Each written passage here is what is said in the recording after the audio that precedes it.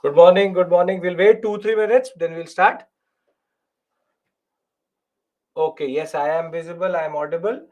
Just for information, I have a preview there, so I know. Yes, very good. Very good morning, very good morning. Good morning to all of you.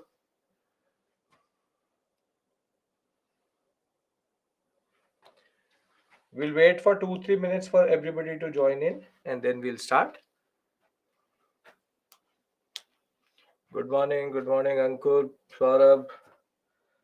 Yes, Abhijit. I don't know how long, but it's been a long time. Good morning, good morning, good morning.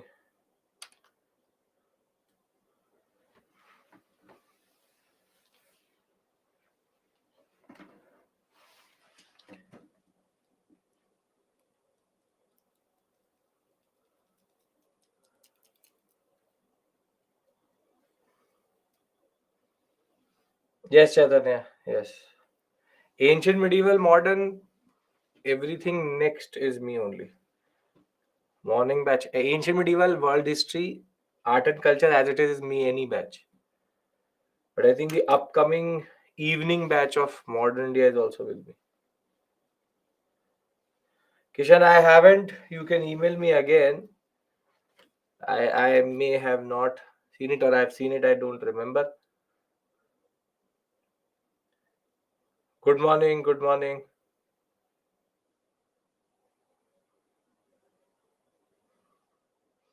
I'm good, Tagdish.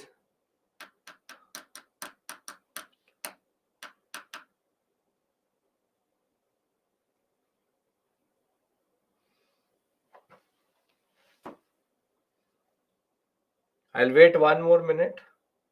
Uh, Before that, can anybody tell me, or the people who've never seen me, please do tell me. Some of you I know I've already met, I've seen your names, I understand your way of writing. You've never seen me. Nisarg is saying never seen me. Me. Ilma, Shreyansh, Anjali, Veninder, Sidhu, Sejal. Okay, quite a lot of you. CNA, sure, why not? Tulsi, Ankur, Vedashri, first time. Nisarga, I don't know. I took the first batch, but I don't know.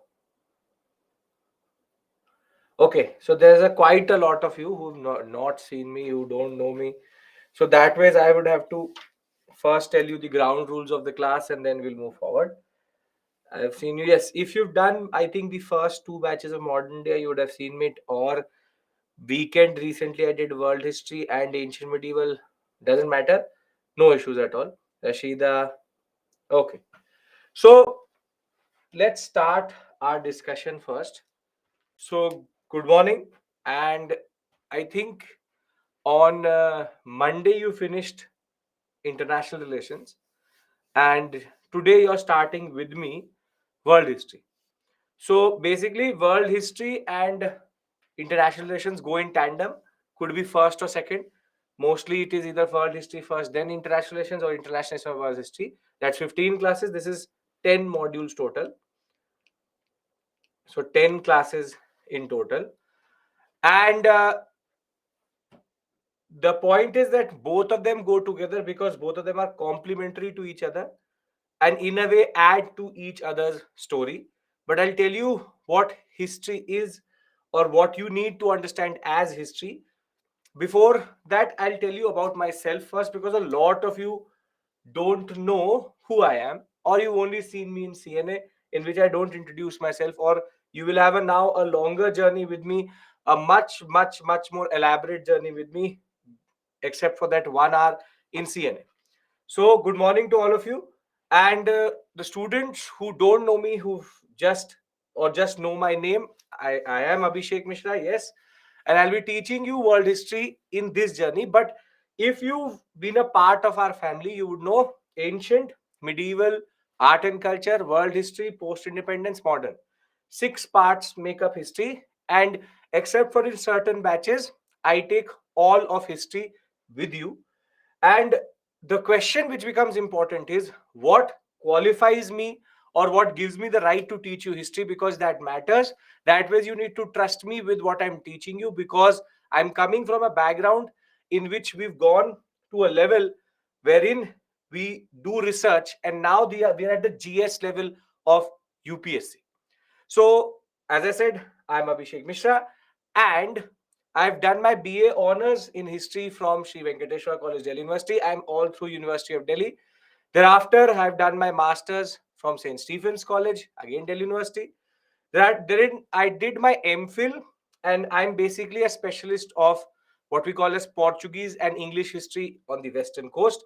My MPhil project, or my MPhil title, was Policing in Western India, a study of Bombay and Goa. And thereafter, I'm doing my PhD in history. Now it's been close to a decade doing history generally, close to be very precise, 12 years. And my PhD is again on the colonial bureaucratic apparatus and nationalism, talking about the ICS which you want to be, which is now IAS, and how nationalism impacted it. So throughout my academic journey from BA honors to MA to MPhil, I actually was the university topper, gold medalist throughout. And as I was doing it, as Aniket has pointed out, that I was, for the past 6 years before I joined Byju's, I was an assistant professor in Delhi University. I taught in Delhi University as an assistant professor. So my last appointment, or the before I joined Byju's, was the Hindu College, as he pointed out. And before that, I also taught in LSR, in Kamla Nehru, and in College of Vocational Studies, Satyavati Evening, multiple colleges of Delhi University. So therefore, I've been doing this for now close to teaching for close to 7 to 8 years. And over and above that, I've been having a relationship with history for the past decade or so.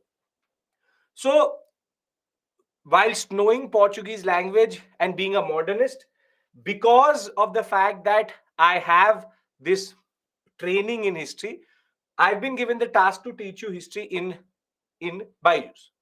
And apart from being this, just recently I've also become an author for Pearson India, which is that I've just recently published a book on UGC NET. If you know what is UGC NET, which is basically the examination for assistant professorship, a history paper. That book I'll discuss with you more when we'll be in modern India morning batch or ancient India morning batch. That book does not pertain to world history, but we'll talk about that. But the basic point is, you don't have to worry. The why am I telling you this? Because when I'm teaching you this, I'm a specialist of European, American, plus Chinese, Japanese, and Indian history. So what we are doing here is something which is much lower than what I've been doing. So at different points of time in throughout these 10 modules, I'll be modulating in the level which I'll be teaching according to the need of the examination. So this is me, and you don't have to worry about these things. I work, if you've been through with me previously, you will know I work through timelines, I work through summaries, and then there are 3 basic rules of being in class, which I will share with you. So if my background is clear, can we now start our discussion? Because a lot of you are still trickling in. Can we start our discussion? Yes. So there are 3 basic ground rules of the class. First ground rule is that I don't want you to make running notes, because a lot of you have this very bad habit, which is, it's a good habit in college and school, but not here, which is that you don't look towards the screen, rather hear me. And whilst you are hearing me, you are making notes. I'm not asking you to do that, because I want your concentration towards me and towards the screen. Second is, from time to time, I will keep on asking you that, do we follow?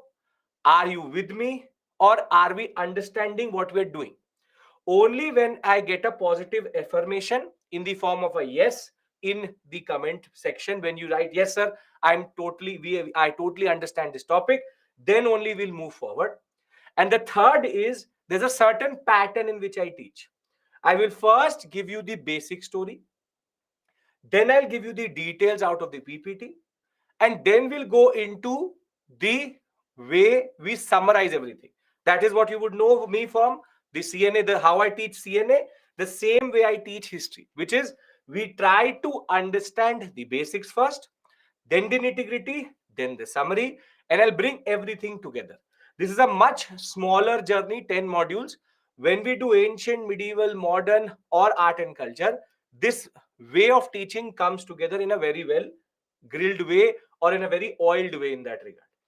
So the three rules, and the fourth complementary rule would be, you can ask me to repeat. You should not sit there thinking I will not repeat. But what I want from you is discipline, which is that you come on time, because I know who joins at what time. If you've been there with me from the beginning and you are saying, sir, I don't understand, I'm happy to repeat multiple times. But you join 5 minutes before that point and then ask me to repeat, I know you joined 5 minutes before. So don't think I don't know you're late or not. I know if you're late or not. So in a morning batch, I expect little bit of concentration and very simply to be on time. By 9:30, we'll finish everything. I will not extend. There is no need to extend. We'll figure out our way of learning as we go on. If you accept the rules or if you accept the regulations, we can begin our story for today. Yeah, that is 24 to 25 classes. Yes, Kishan. Okay. Done. Okay. Agreed. So you've now agreed. It's a gentleman's and it's an agreement between you and me that we are going to operate like this. Okay. Now let's talk about history generally. When we talk about history, there are 6 parts to history in the way we cover it for UPSC. See, there's ancient, there's medieval, there's modern, there's art and culture, there's world history,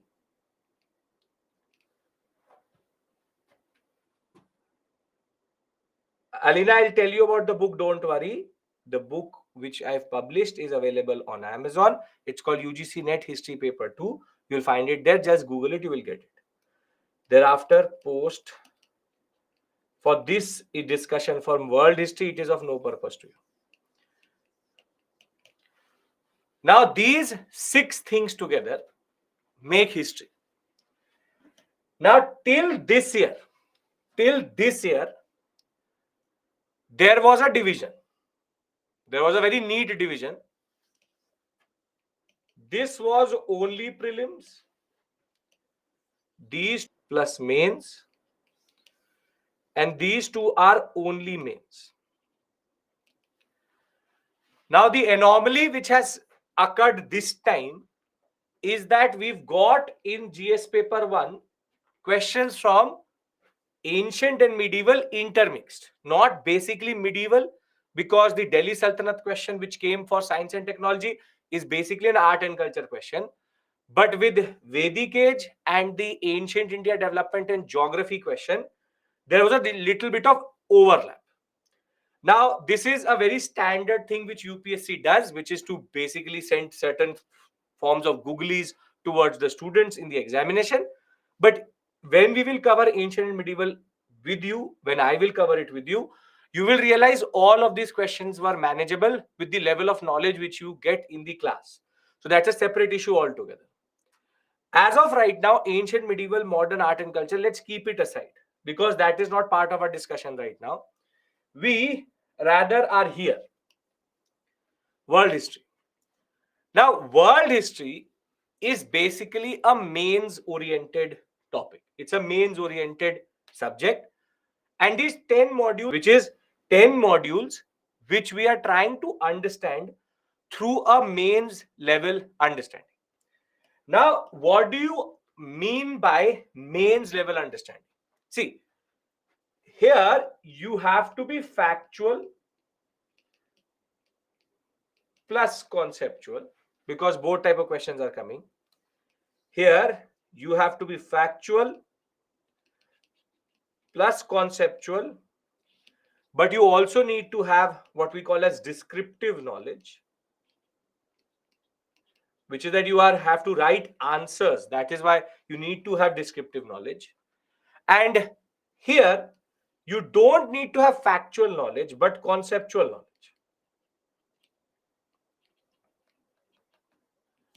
plus descriptive. Now, what do I mean by descriptive and conceptual? What I mean by descriptive and conceptual is that you need to understand the facts, but you don't have to learn them the way you would learn it for ancient and medieval. Here, if you understand the story, and main points, you will be able to write good answers also. And in this journey, as we go on, I'll keep on giving you questions for practice so that you understand how a question can be asked from this area itself. But the first thing which you need to understand is that world history is not prelims oriented. So I will be giving you a lot of facts, but learning them is not your task. Rather, understanding the story of, for example, the American Revolution is very, very important. So this is the first thing which you need to understand and identify, which is that history is not very, very monolithic or what we call as homogeneous. It is multiple aspects of different what we call as subjects, and therefore ancient, medieval, modern, and art and culture have a different type of need, while world history has a different type of need. Do we understand this? Because then I want to move to the modules, the syllabus, and the $1,000,000 question, which a lot of you are itching to ask, which is which book, what to read, what not to read. Because the problem with world history is this only. Okay. Now, let's talk about the syllabus, what UPSC has given us as the syllabus. When we talk about the syllabus, UPSC has done what it does best, which is to be as vague as possible. The vaguest as possible, which is, it says history of the world. This is GS paper 1. History of the world, including events from 18th century like Industrial Revolution, World Wars, colonization, decolonization, redrawal of national boundaries, political philosophies like communism, capitalism, socialism, and their effects on society. Now, UPSC could not have made my task more difficult, which is to not give a starting point and not give a end point. They've just written randomly 18th century, but you can't teach 18th century without understanding certain concepts which existed beforehand, and they've randomly sprinkled very big events. So when it comes to GS paper 1, the second question which would be coming to your mind is, which is the utilitarian, what English taught us, which is how many questions come. Now there can be 0 to 2 questions. 0 to 2 questions means for between 2017 and 2019, UPSC was moody. 1 year they asked a question, then they didn't ask a question. Then they asked a question, then they didn't ask a question. 1 year they asked 2 questions. For the past 2 years, 3 years rather, they're asking 1 question consistently. And they've started to do one more thing, which is they started to mix world history with international relations or world history with modern India. This is the bigger issue which you will face as an aspirant, which is when UPSC starts to mix up things. So for the students who are thinking or who are sitting here, that is it worth it? Because that is a question which will come to your mind. The answer is yes. Can't leave world history because there are multiple channels, multiple sources, multiple seniors, multiple people you would know who will tell you, एक question आता है, छोड़ दो, what's the point? One question, leave it. But the problem is that world history is connected to international relations, is connected to modern India. Everything which happened in modern India is very intricately connected to what is happening in world history. And over and above that, with world history, you can understand IR better, current affairs better, the modern India, obviously, syllabus better. Over and above that, it helps you in essay and understanding the issues in the world and geopolitics better. So I know you've not asked me this question, but I'm answering you beforehand that you can't leave it because you have to understand it to understand your syllabus better. What is the difference between global history and world history? Both are the same thing, But global history is connected history. That's an academic terminology.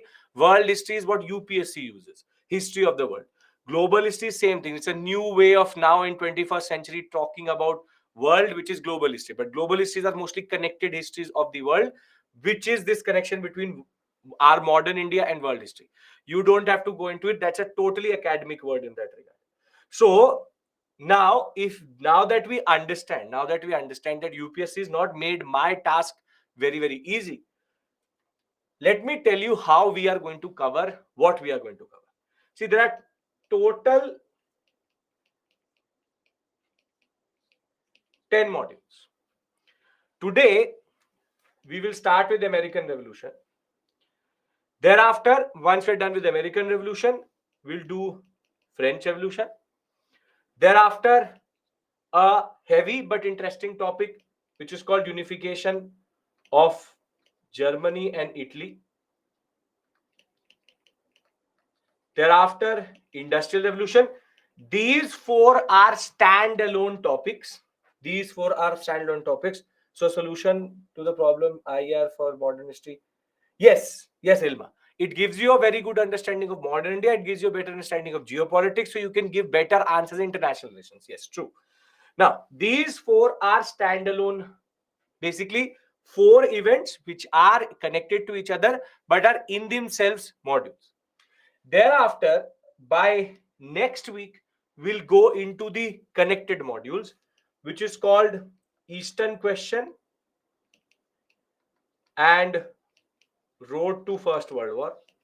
Then we'll discuss First World War.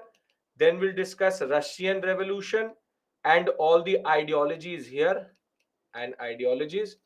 Then we'll discuss Road to Second World War. This is Second World War and Cold War.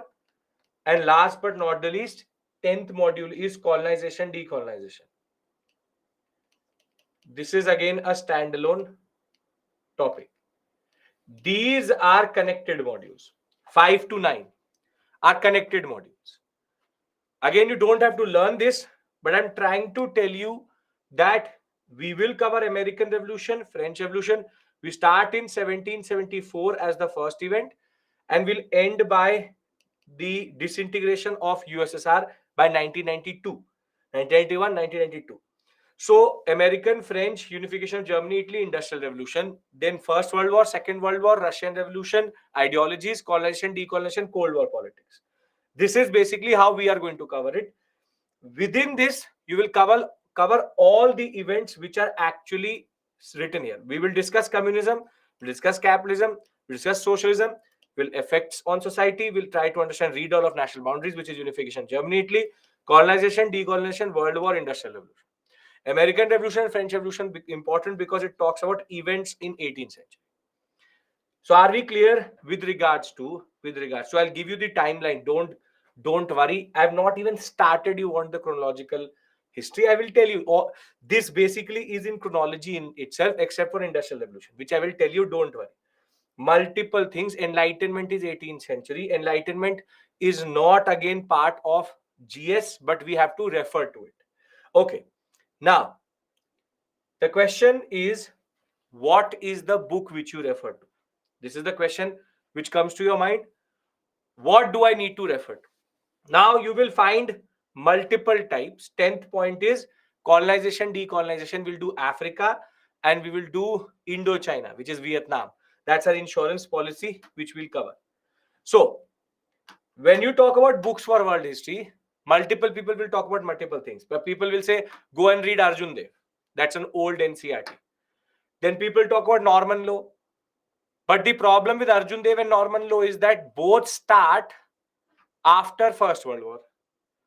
And the issue with Arjun Dev first part is the most of the book is irrelevant. And thereafter, you have the 8th, what we call as 9th and 11th NCERT, new one, which has certain chapters. For example, American Revolution, it has a chapter on the Nazis, it has a chapter on socialism, and it has a chapter on Industrial Revolution. But again, multiple things are left. Some of you may have got the book which we used to send. That's a separate issue altogether.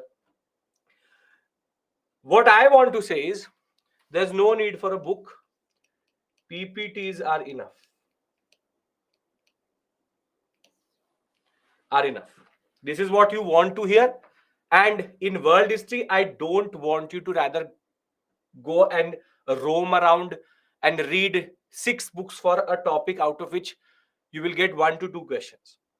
So, very simply, PPTs are enough for world history. If you go through these 10 modules which I'm giving you, everything which I'm telling you in class and plus what is written in the PPT should be enough to write any answer in the examination.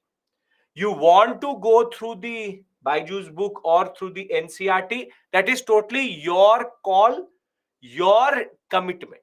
I'm not making it mandatory. Try to understand this point. That if you want to read the NCERT, totally your call. Totally your call. However, if you just want to refer to the PPT plus the ARM and whatever we are doing in class, it is more than enough for you. This may not be true for ancient medieval art and culture and for modern India, but it is true for world history. So for the past 25 minutes, we've been basically creating the context. We've discussed the syllabus, we've discussed who I am, and we've also discussed the concept of what are the books which we need to refer to and what is our module discussion. So, Ruchi, doesn't matter. You have these PPTs. Once this class will be over, the annotated PPT will be generated. I am making notes for you. Don't worry about that. So, very simply, if you've been with me, you would know that PPTs for even modern India is enough. But trust the process. Trust the process, be it timelines, be it the concept of summaries, be it the questions, we will do it. What are other subjects? Ruchi will discuss that when we'll reach the other subjects. Right now, concentrate here. I want you to concentrate here. So if we are clear with regards to the first half an hour, I would like to now move towards the subject which we need to cover. Because till this point, we've just been creating the context. Yes? Is everybody clear with regards to the syllabus, what they have to refer to? Yes, no, have to be clear. Have to be more vocal. You have to be a part of this. It is important. Yes, okay. So I'm only asking you to write one yes from time to time, and that gives me clarity if it is making sense or not. Okay. So we are clear with regards to the syllabus, we are clear with regards to the books, and we are clear regards with the how we cover it. And the moral of the story is for anybody who's joined us late, first, trust the process. Second, don't worry. I've been doing this for quite a long time and at the academic level, at university level. So this is much lower than that. Third, the syllabus is vague. That is why we are going to do it in a certain way. And last but not the least, the PPTs are enough. Strategy, module by coverage, everything I will tell you once we reach there. Okay. This year we got some questions from Modern India and mains. But yes, Modern India is main specific. Okay. How to revise world history, I will tell you that. Don't worry. First, let's cover it. Sir, are you teaching NCERT also? Chetana, I'm much above, at certain points, I'm much above the NCERT. NCERT is for a person who does not have any guidance. NCERT as it is not written from a UPSC perspective. So don't worry about the NCERT here. What I'm teaching you is good enough to write any answer. As it is, you have to write 150 words or 250 words. If you know how to write, you will be able to write any answers within 150 to 250 words. Don't have to worry. This PPT, you will not, the content of this PPT is not even in Norman Law or multiple books. I'm teaching you out of my own experience and my own teaching. So don't worry about that. Yes, it is a blend of multiple books. Okay. Now, we start our discussion now. For anybody who's joined till this point, we are now starting our first module, which is called American Revolution. The introduction part is clear. You all have agreed to tell me from time to time if it is making sense or not, and you will basically tell me to repeat if you don't follow. But there will be multiple revisions in the class. Let us now how to go with revision. Tulsi, first learn something, then we'll talk about revision. I will tell you what to do with it. Don't worry. For history, I will tell you how to revise. Everything I will tell you. First, learn, concentrate. No, let's not jump the gun. Patience and trust. On everything in the world is based on these two things. And I will promise you that by the time you come out of these 36 hours or 35 hours, you will have a better understanding of the West, of the Americans, of the British, of what happened in Europe, and generally how it is connected to our history in modern India. Because we tend to see modern India in isolation. It is not in isolation. Every event which happens in India had a very important world history context. Therefore, your modern India becomes better. Okay, now we start our discussion from this point forward. So at 6:31, we start our discussion. And our discussion is basically going to be about American Revolution.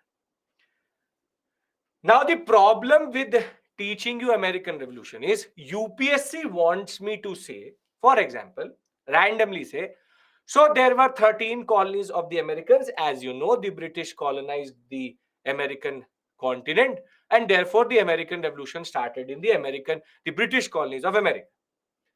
But the problem in that whole statement is that in that statement, I presumed 5 to 6 very important things. I presumed 5 to 6 very important things. That what is colonization? What is the concept of American continent? Was there something before in this American continent? What is this British colonization? Were the British the only one? This is the problem. If you go by any other form of video, any other form of resource, or any other form of way of teaching, there's a presumption that you understand what is this concept of New World. But I won't do that. Let's do one thing.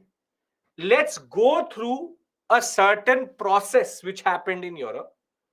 Though it is not part of your syllabus, it is basically optional level, but it will be important for your understanding and understanding a very important concept which developed in 1492.